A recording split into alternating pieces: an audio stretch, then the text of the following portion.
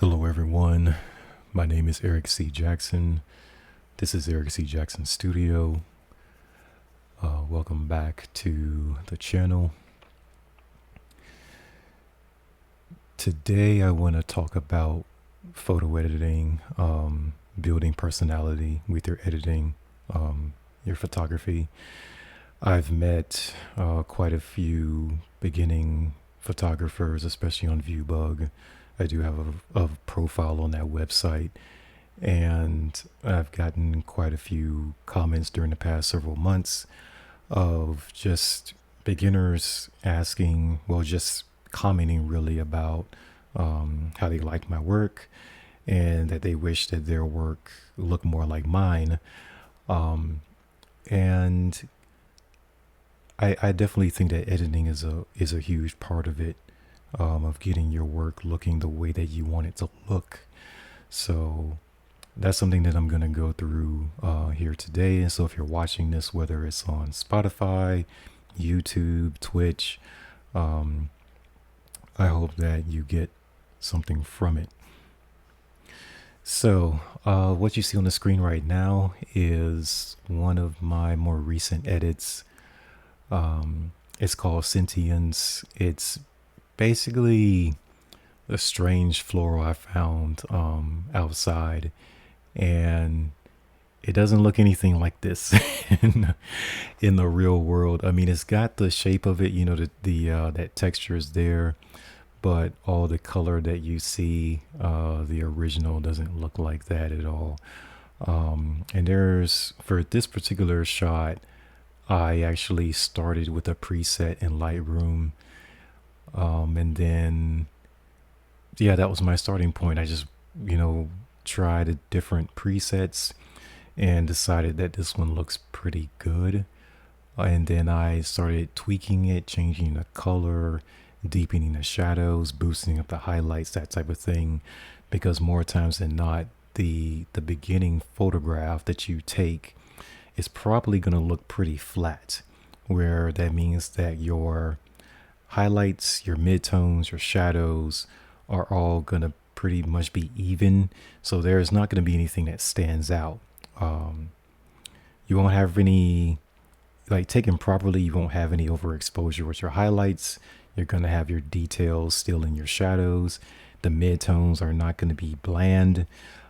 So that's a pretty good shot. Now, after that, once you get a well composed, pretty even lit shot, then you go into editing and you figure out, okay, do you want to boost the highlights? Do you want to play more on the shadows? What do you want to do with the midtones? Because they can lean either way, towards the light or towards the shadows. So it just depends on the photo, and what you're going for. I've been doing some more macro photography the past couple of days. I just finished a couple of hours ago with today's session. And so I want to go into that. But for you that are new here, let me show you the website. Let me go back to the beginning because this is a slideshow. But yeah, this is the website, ericcjacksonstudio.com. This is basically where I put most of my work that's still for sale. And I'm updating, I'm taking work down because if it gets dated, putting new work up. And then some of the work that I have, the old work that I previously took off the site, I'm bringing some of them back, and then offering them as a more affordable option to those who don't have as high as a budget for artwork. And so it's in collection archival. Now, most of these are pretty dated. Like they go back to 2013, what I have here so far. But as I'm sharing them with people again, because I've had these just collecting digital dust on my hard drive, as I'm sharing them again, people are liking them. And so I hope to add some more to the archival collection. And of course, the price point is a lot lower. They're open edition prints.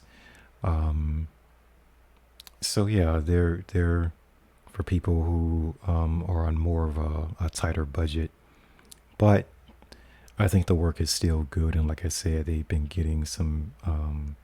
The reaction to them has been pretty good. So there's 15 in this collection so far. I have quite a few more to add, but this is where they'll be.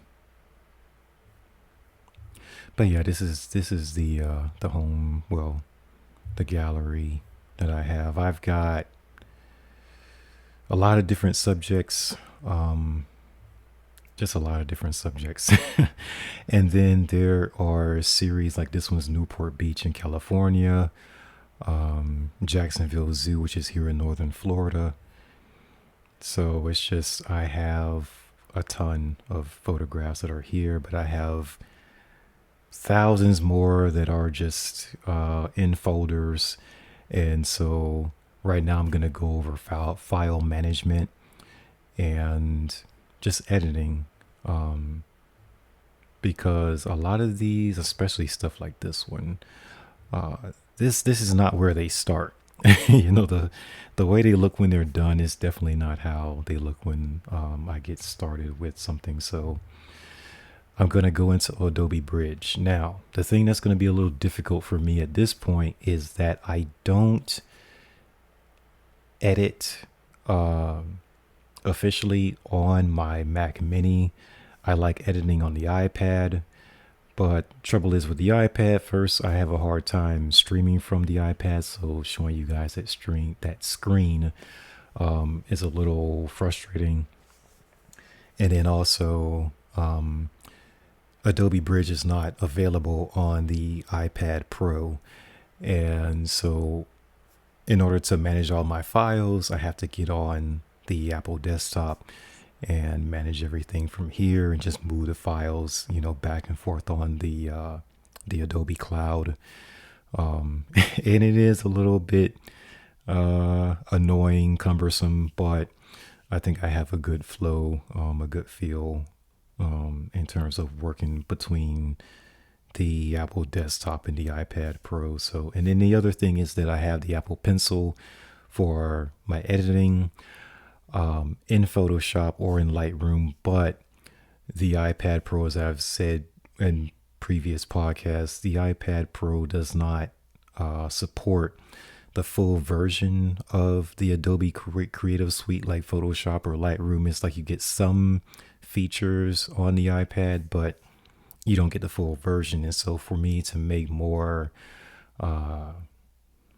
just complicated edits, I have to bring it over to the Mac Mini to finish, or to expand on whatever idea I have. But for the most part, I don't do a lot of composites, so the iPad Pro is fine. But like I said, so here I got Adobe Bridge open.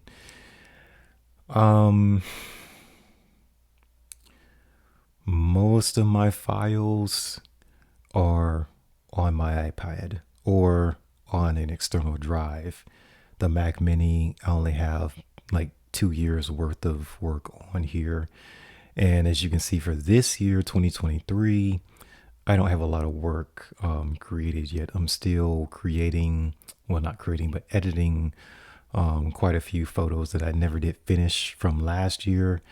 And gosh, I think even going back to 2019, I've got so many photographs.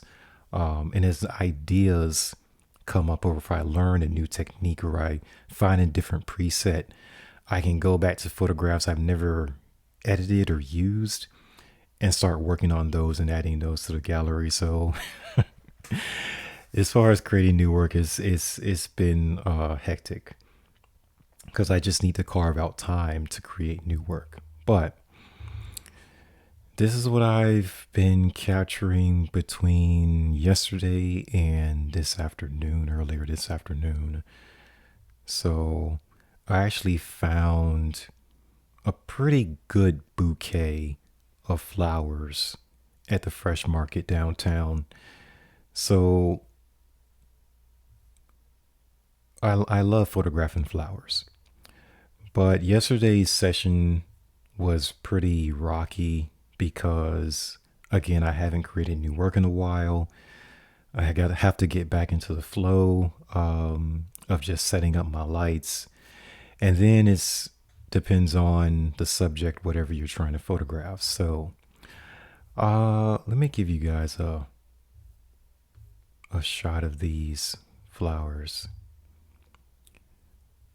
Go to the film strip one.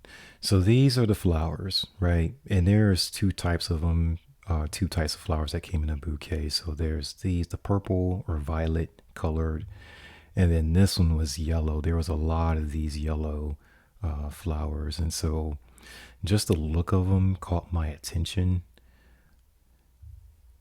And I was thinking, okay, there's something that I can test out. Now, because I use extension tubes for my macro photography, I can change the just the composition as far as like how close I get to the flower or to the subject.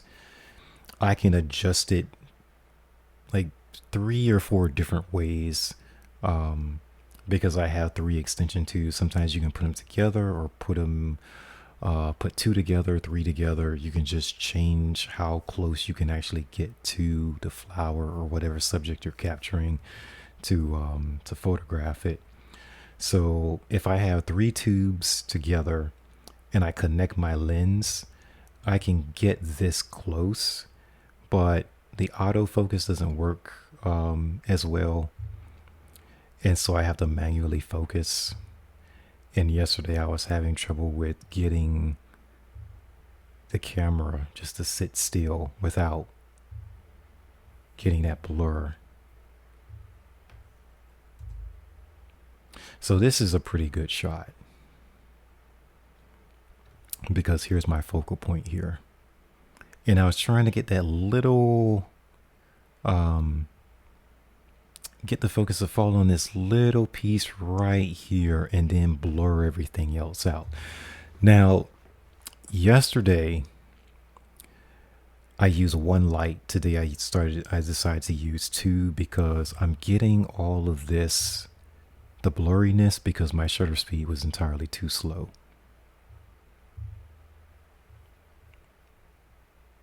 So I'm at 1/4 of a second. That's less than us, or that's a fraction of a second. It's got 0.4. And then I had my aperture opened all the way up to 4.5. That's really, really wide. The higher that number goes, the smaller the opening gets. So you're letting in less light, which means that you have to slow your shutter speed down. I don't have strobes, and so that's the thing that hurts me sometimes. So that means that I have to slow the shutter speed down, which can cause blur. I don't like shooting on a tripod because I like to change the composition rather quickly. And so then that means that I have to handheld the camera. I have to hold the camera in hand. And if I'm shaking, if the table that the subject is sitting on is shaking, if there's any type of movement, you're going to pick up blur just like that. So that's what I was really having trouble with yesterday. Now today I set up a second light, which helped, and I shot in the daytime instead of waiting until, I think I was photographing last night at 11, 12, like midnight. So I had the sliding glass door, shades pulled back, let in a whole bunch of light. Then I put, a second light on it, like I said. And so today the lighting was a lot better. I was able to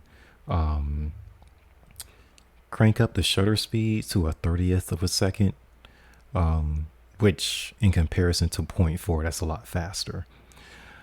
So I didn't run into that blurred, that motion blur as much. But because the point I'm trying to focus on is so small and it's kind of like further back into the flower, it's just hard for me to focus on it even manually. So it's just like taking a lot of shots and to get the focal point just right. And also when you're shooting macro, your depth of field is very shallow, very shallow. So if you change the millimeters, like your focal length, just a little bit, you can lose where you want the focal point to land really quickly.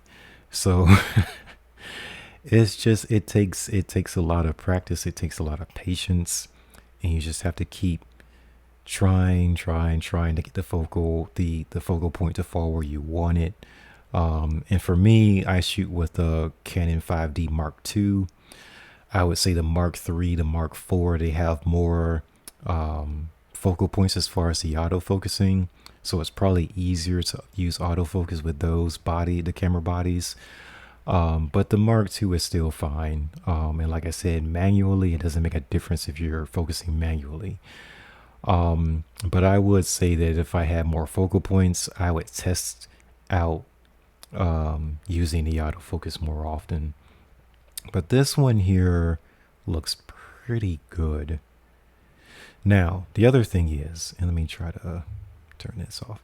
This down here, the reflection, that is an acrylic panel. And this is black acrylic. Now, what I found out today, what I would love to buy is a white acrylic. Get a white acrylic square panel and sit that beneath whatever I'm photographing to get that lighter reflection, right? So that's what I was thinking when I was taking this shot. I'm like, if I had the white acrylic, I would have liked that better than just the fabric white background, because I would have that reflection to play with. But I mean, overall, yeah, see where my focal point is? It's like deep in here. And so that's what I was trying to get. Now my lights are still set up. And so like this particular shot, I can try to capture this tomorrow morning. But like I say, in terms of also buying flowers, get flowers that are not like in full bloom, because you want to have them for a few days. And actually, this particular bouquet, I believe I bought it on Sunday. I didn't start shooting until Friday because Monday to Thursday, it was either packed with my schedule, or I just started working on uploading and doing some other stuff in the studio. So I didn't start working on this until yesterday. But some of the flowers by that particular time had already started to like whittle down and petals start falling off. So so I changed the water twice, gave it some of that plant food, kept most of the flowers, in bloom. I started pruning it on Wednesday because I had the bouquet was just like too large, right? So if you have a bouquet that's too large, it's not enough water to feed all of the flowers. So I started pruning it back and making sure that I had a good handful of flowers that were going to stay in bloom. But yeah, you just want to keep them up as much as possible. Now, this is the other thing I wanted to play with, was having a little bit of dark, a little bit of light, and then that color in the middle. I would probably like this better if this was not just a straight line of black. Maybe if it was at an angle, I would like that better. But I'm thinking maybe in the morning, I want to try to keep the white fabric, but also bring the black acrylic panel in and have those two together with the color of the petals on top, and kind of try to blend all three together. This up here is just where the table runs off. Like there's the fabric, there's a drop off, and then the background you really just can't see because there's just the light fall off right there. But this one also interesting. It's just more about shape. This is very simple. Very simple. I think if I do something like use something like this, I would create more background around it.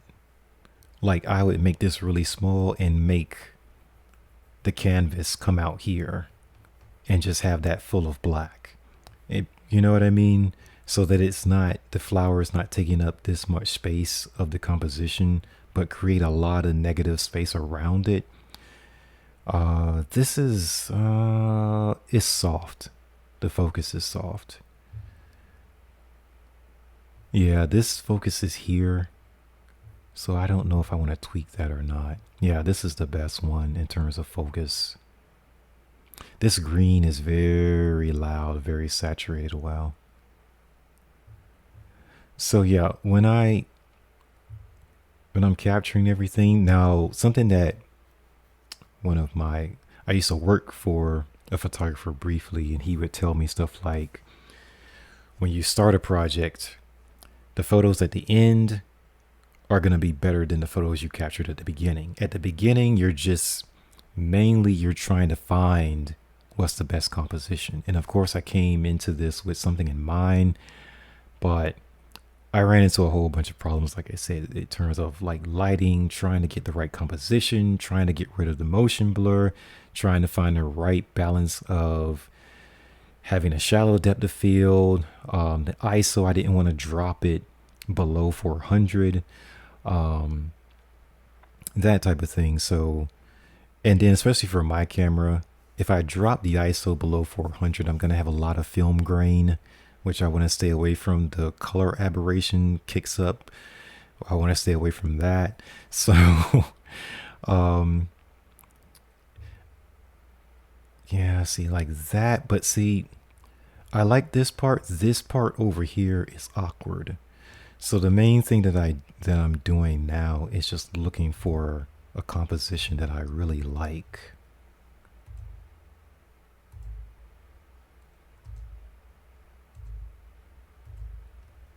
I should just go back from the beginning, right? Like go all the way back to the beginning. This was my initial idea, to have the frame completely full of color, because I'm looking at more work and it's like, okay, I need more color in this. And so now you can see the composition slightly shifts. So it's like I barely moved the camera, like barely.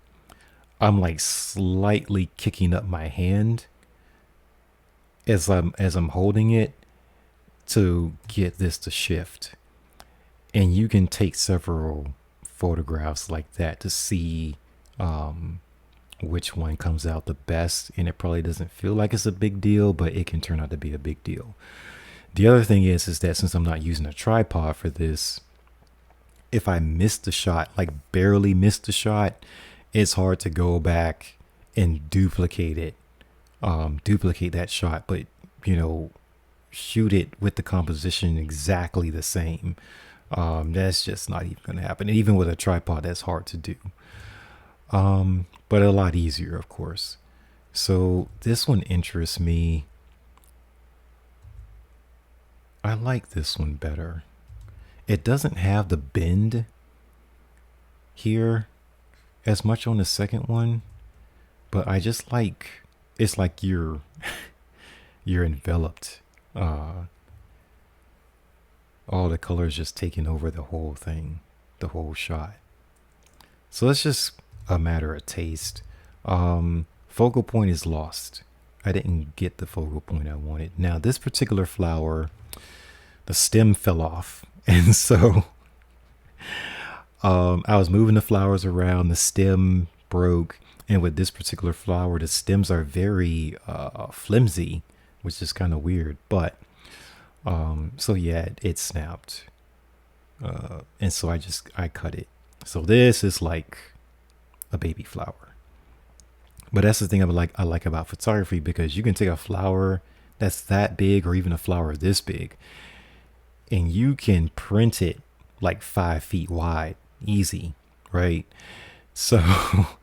So you can just blow it up, right? And so I like photographing flowers because you can get down to little minute details, right? And then just print it large, without losing that detail.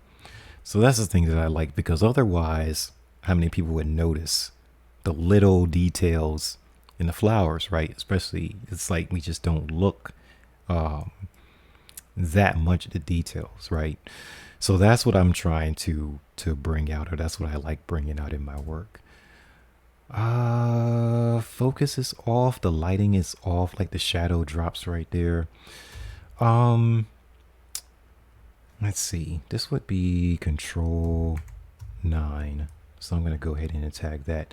So now, my as far as my folders go way back to March 2008. That's how long I've been capturing photographs. I have the same labeling system. So the blue is just a raw file. If I like the file, I'm gonna go Command 9, Control 9, and put the blue label on it. If it's a small JPEG, I'll go Command Control 7. That's yellow. If you go 6, that's red. Gosh, I'm missing one. Control 8, Command 8 is green. Now, green is the print file, what I'm going to send to the photo lab. The red is just the original print file. So if you don't enlarge it and you just print out your raw file, the biggest that I can get is a 12-inch by 18-inch print. But of course, you can go larger, smaller, right? You can enlarge the print larger than that. But if you just want to stick to the native size of the file with my camera, I can get a 12 by 18 natively with it. And then if it's a Photoshop file, I have to come up here to label. And as you can see, there's no shortcut for it. But here's all your shortcuts. Command Control 6, 7, 8, 9. And then to do, I just have that as my file, the color for the Photoshop files. So it just helps you like organize everything. If I want to see everything that's blue, everything that's purple, everything that's yellow, there is here it is over here. You can filter it out. If it doesn't have a label, then it'll be under no labels. So you can turn these on and off. Like if I click the blue, it's going to turn everything else off and just give me anything that has a blue label on it. So that's really what I do. I just come in and I'm like, okay, these are the files or the compositions that jump out at me. So turn all of those blue. Like, oh, this one's nice. Not so much. That's better. But yeah, as you can see, the motion blurs is crazy. But it's not bad still. That one's closer. For me, it's like I want the motion blur. The blur is going to happen naturally. And on the extreme end, when you're shooting macro, you're going to just automatically get a lot of motion blur, or I should say, it's going to be a shallow depth of field. So your focal point is going to be this little tiny area, and then everything else is going to start falling off as far as the sharpness of it. So what I was trying to do, like I said, was get that point in there, have everything else fall off. So this, I might be able to recover this. I might be able to recover that. But this particular, oh, it's a little off. I like that. I like that. Right now I'm looking for composition. So I would say you can shoot for a few hours, take out the camera card, load everything up, look at your shots. And then if you need to reshoot something, all of your equipment is still set up. You can do your reshoots, but it's just going through here and it's like labeling everything. For me, it's blue. For you, you might choose a different color. Label everything that you that you think has potential.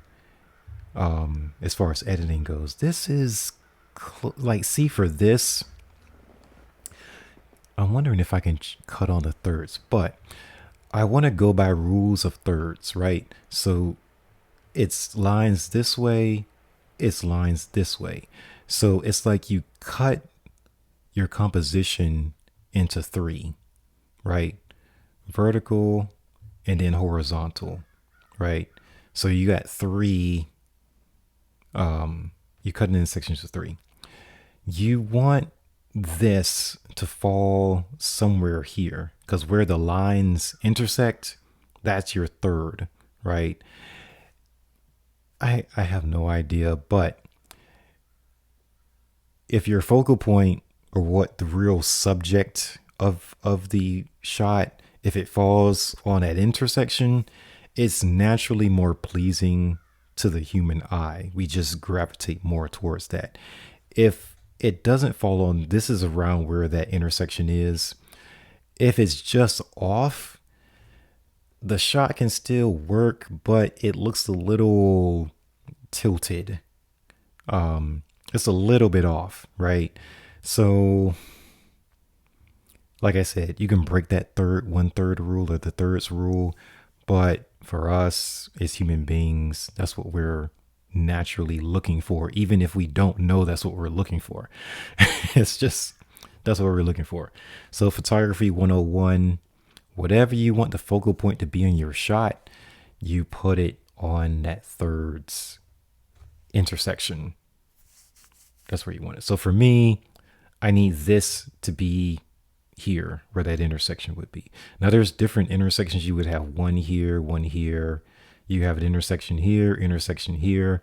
So that focal point would have to fall on any one of these points. It should work. Now, as long as the rest of the shot doesn't look weird, then as far as composition goes, that will work. Can you break the rule? Like I said, of course, break the rules. But as long as you know what the rule is, then you can say, okay, I want to push it a little bit this way, a little bit that way. But if you break the rule and the photograph looks off, then don't break the rule.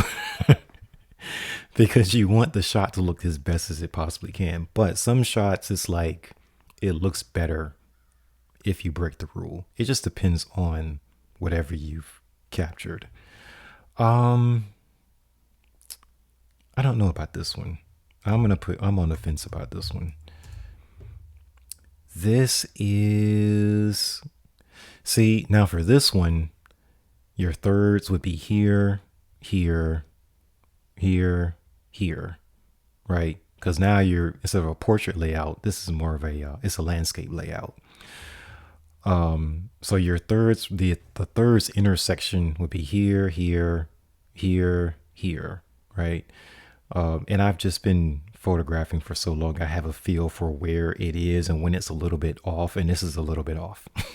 So it's slightly off. So I would want it around here. In camera, your autofocus points should meet that thirds rule. You should have AF points right on those thirds lines where it's supposed to intersect. So, and I didn't pay attention to mine yesterday. So that was on me. I was eyeballing it the entire way. The lighting is better. Lighting is better here. I would say this is definitely a good one. This is definitely a good one.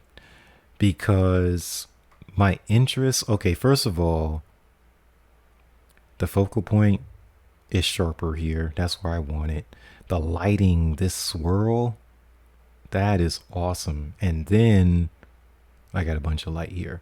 Now, the difference between these two shots, because it's basically the same shot, it moves slightly, but see how this is blurry? I adjusted the focus because I'm doing this manually, focusing manually. Adjusted the focus, and I probably, let me look at this. This is a sixth of a second. This is a third of a second.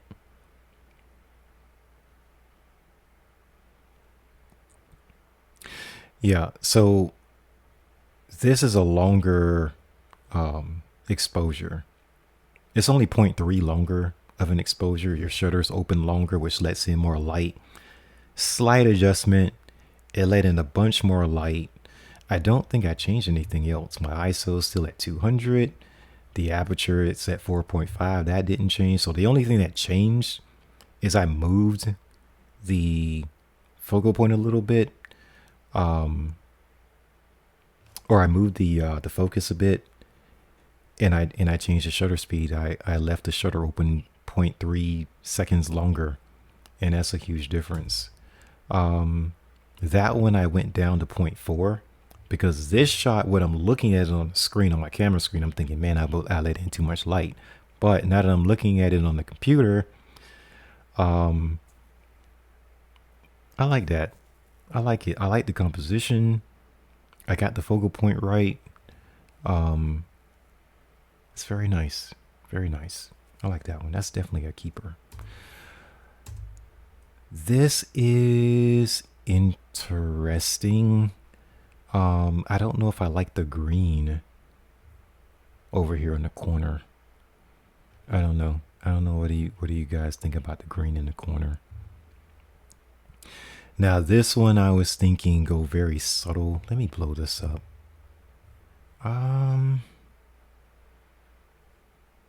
It needs more. I want to try this shot. I like the idea where it's going.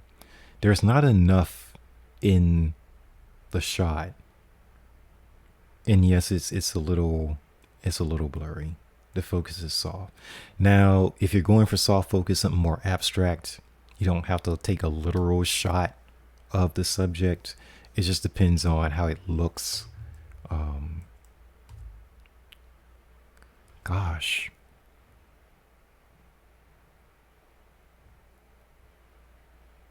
Well, the only thing I'm noticing with this is it's got like a yellow tint to it. It does. It has a yellow tint to it. But I think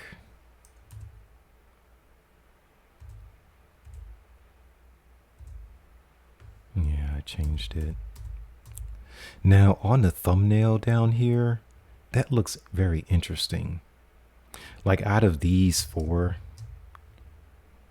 like this one, this looks the most interesting. So when you have like similar shots, you can come down here and look at the thumbnails and see what jumps out at you, even when it's at a really small size. So that one jumps out to me. I like the shape of these, but I think the lighting is too much, it's too high. I like the shape, but then down here, but then when you blow it up, this is a lot of, it looks really grainy. It looks really grainy. Let me look at my ISO now. It's still at 200. Oh, I turned up my aperture to 8. Now, turning up the aperture, you're going to have more focus. Compared to, I think up here, it was at 4.5. Basically, every camera lens has a sweet spot as far as aperture. I think mine is like 7.1, but then that means that you're going to have to turn your shutter speed down even more. You're going to have to throw a lot more light on your subject. And if you want like a soft lighting to fall on the subject, You gotta have to be careful about how much light you throw on it. So again, it's like you're juggling different factors into the shot. So so it's like, yeah, you have to be careful with that. Um, I was trying to sharpen up the photo to make it easier for me to focus on this, but that just made it more difficult. That's a little better. That's not bad. Again, as far as the rule of thirds, this is a little bit off and it's centered. You're when you're on or using the rule of thirds, you're not gonna be on a center line ever. You're gonna be over here, over here, over here, over here, right? So this is more on a center line, and it's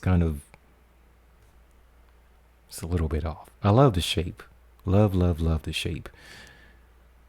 I still do have this flower, but since this flower is it's already cut off the stem, I have to hurry up and photograph it before it starts to wilt too much. And it will wilt for sure. Yeah, see, center line, it's centered, and the composition can be better. But I love where what I'm trying to get to with that. I do. I do. I love what I'm trying to get to with that.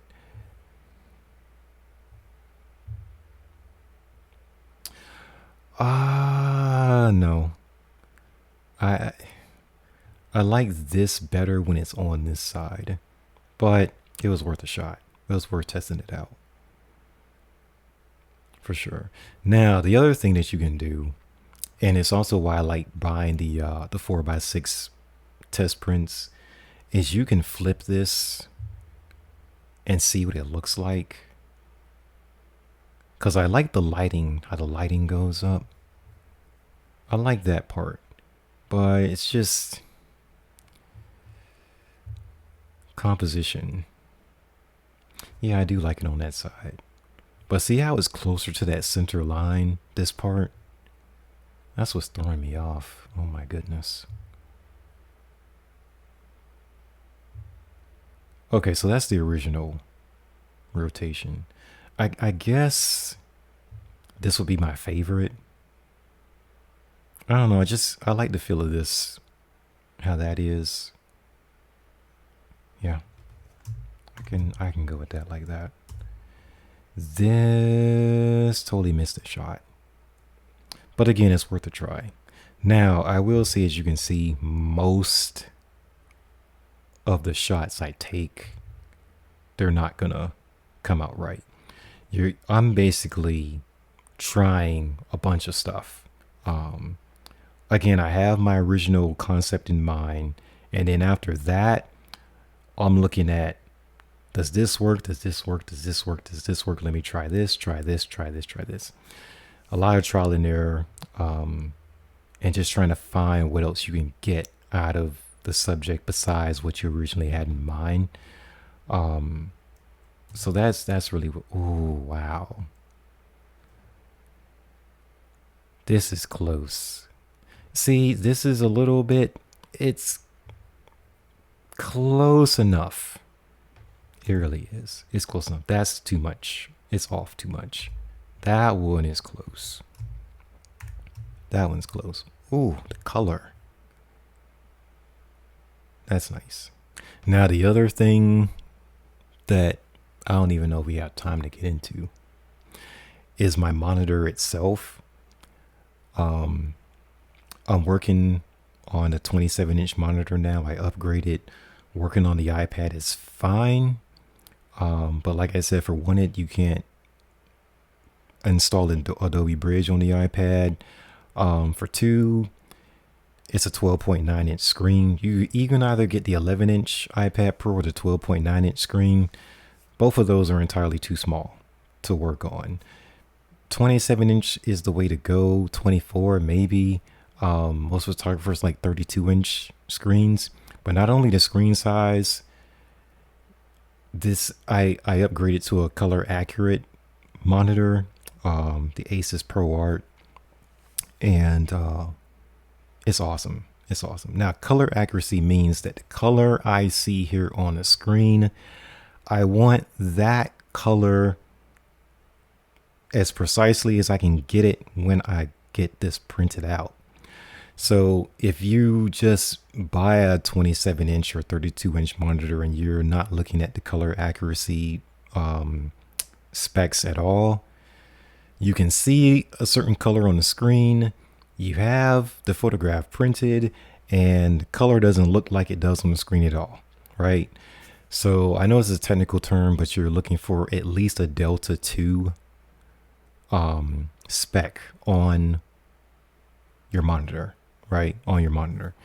Now, as far as the monitor goes, I wasn't able to get, or wasn't able to afford the Apple Studio. I think it's called Apple Studio. It's like starts at $2,000. I'm not able to afford that right now, but I did get the Asus ProArt. It's a 4K monitor. It is Delta 2. It's color accurate. It comes out of the box already calibrated. It's awesome. Oh, before I leave that note, let me make sure or see if I have this. Let me switch over here to show you guys this. All right. All right. So this is ProArt. This is all the stats that they give you. Do I know what all these numbers mean? No. But no, I don't. But this is color accuracy, the testing that they do. And of course, you still have to calibrate your monitor periodically to make sure it stays, the color stays accurate. But that's what it is. Now, it also comes with this. Let me see if I still have this. Now, this is also what you're looking for. It's verified. Right. So when you're shopping online probably, or you're in store, Best Buy, whatever, this is what you ask for. I think it's Calman verified. It says calibrated with creative perfection with precision performance, customizable to your needs. The Asus ProArt palette and ProArt preset. Your ProArt display is ready to help you realize your creative vision. So it's this Calman verified is a big deal. So make sure you have that as well. It basically means that, you know, the RGB color spectrum, your typical monitor that you probably pay $80 to $100 for, it's not going to be Calman verified. You're not going to have, as far as percentage goes, you're not going to be able, your monitor's not going to be able to display as many of the colors in that color spectrum that you're looking for. So this particular monitor is not the most expensive, but as far as the sRGB color spectrum, it's probably like 90. I think this one's 100% of the sRGB. But the Adobe RGB, I think this one that I got is like 87 to 89% of the Adobe RGB color spectrum. But it basically means that whatever color our eyes can see, right, your monitor can produce that color or show you that color. If your monitor is incapable of showing that color, it's going to show you what it can, right? Your colors are going to come out, you know, or you're going to see your colors altered, right? Because your monitor is just not capable of producing the color that your camera captured, right? It gets really technical. So for me, my camera body is in Adobe RGB. Oh. So my camera, I set it in Adobe RGB. Your monitor should be able to show as much of the Adobe RGB color spectrum as possible, or in this case, as much as you can afford. just start somewhere. But I would say for sure Delta 2, start there. Calvin verified, 100% sRGB as far as color spectrum. Now the Adobe RGB, to get to 100%, you're going to be paying probably 1200. It's going to be more expensive for the monitor. So just as far as that goes, keep that in mind. If photography is a hobby for you and you don't have the budget, I would say start with the Asus ProArt. There's different versions of the Asus ProArt. Pick whichever one you can afford. There's other brands out there like BenQ. Their monitors go all the way up to $3,000. I mean, they're like top of the line, all of that. If that's in your budget, and I wouldn't suggest that for a hobby, but if you're like legit want to get into photography, getting your work published in galleries like I'm doing, definitely. So for me, once my budget gets to that point, that's what I will upgrade to. So, all right, back to where. Oh, that's pretty. I like this. We're gonna give this one some stars. Now, let me see.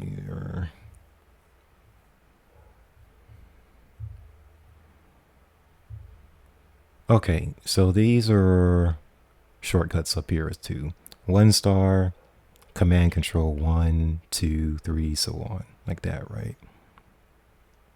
So all your shortcuts will be over here to show you what they are. So you don't have to keep moving your mouse up here, clicking the label tab, getting to the drop down menu. it'll tell you most of the time what your shortcut keys are. And you can also probably go into preferences, I think, and customize what your shortcut keys are going to be, or what you want them to be. But for me, this is fine. So for me, control 5. This is really nice. And then on your ratings, this will pop up. So you go to that filter button or tab, and this is all your stuff down here. So right now with the blue, we already got 9. So there's that. All right. Let me not jump ahead of myself. All right, so that one's off too much. But yeah, this is the other thing too. Like when you're photographing, don't just take one shot and move on to the next composition. Especially if you feel like you didn't get the shot, keep the camera position as, in place as much as possible.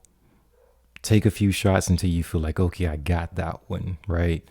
You can also use your LCD screen on the camera, zoom in, make sure you got the focus where you want it. And if not, you can reshoot or recapture it right there before you bring it over to the computer, which is also what I didn't do yesterday. Oh gosh. See, I like the focal points better here, but see how this is closer to that third intersection. So that those lines this is closer. So I like the composition better, but the focal point here is off more. That's a bummer. But I like this. I like the composition there. When you're looking for what you want to photograph, get something that is going to be visually interesting. And I know that sounds like common sense, but it's like get something that would spark your attention, right? That just grabs your eye, because then that's easier to get a really good shot out of that with, right?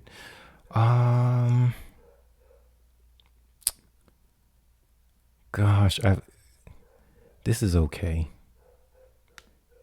This is okay. I don't know.